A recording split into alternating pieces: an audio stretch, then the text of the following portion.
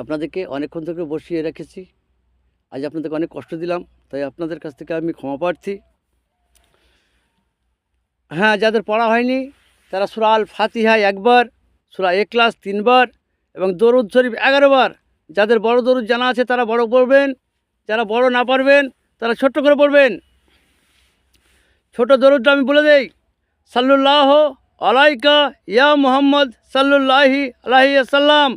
আপনারা পড়ুন। আজকের যে আলোচনা, যে বিষয়টি হলো, আমরা অনেক আলোচনা করলাম, তাতে কোরআন মাজিদের কিছু আয়াত ছেলেদেরকে দিয়ে পড়ালাম।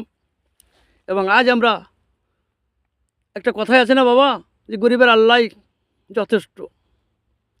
তাই আজ আমাদের দুইজন মহান ব্যক্তি এবং মহান স্কলারশিপ, বড় মাপের ধর্মগুরু, একজন হচ্ছে ডাক্তার জাকির নায়ক। তাই আমাদের ভারত সরকার, আমরা সংখ্যায় কম, তাই ভারত সরকার তাকে মিথ্যা অভিযোগ দিয়ে অ্যালিগেশন লাগিয়ে তাকে দেশ ছাড়া করেছে। আর একজন যোগী রাজ্যের কারাগারে বন্দি আছে, তৌফিক রেজা সাহেব, বড় মাপের আলেম, বড় মাপের আলেম, মর্যাদাশীল সম্পূর্ণ। তাই আমাদের দুজন ধর্মগুরু দুই দিকে বন্দি আছে। তাই আমাদের কথা শোনা আমরা তো প্রতিবাদ করতে পারবো না।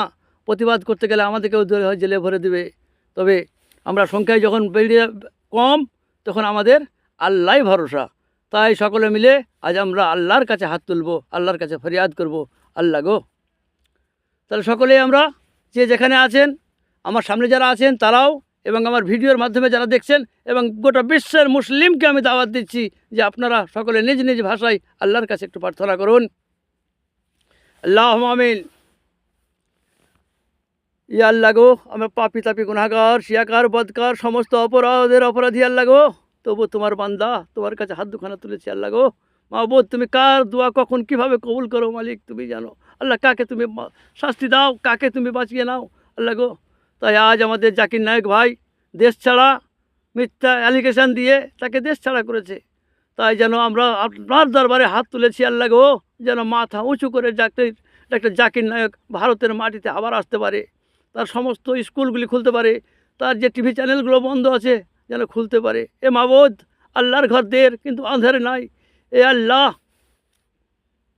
আপনার দরবারে হাত তুলেছি, আপনার দরবারে হাত তুলেছি। যত অলিগণ পাঠিয়েছেন তাদের ওসিলা নিয়ে, বিশেষ করে 4 তরিকের অলি আব্দুল কাদের জিলানী রহমতুল্লাহ আলাই, এবং মুজাদ্দেদ আল ফেসানি রহমতুল্লাহ আলাই, এবং আবু বকর সিদ্দিক রহমতুল্লাহ আলাই, ও খাজা মাইনুদ্দিন চিশতি রহমত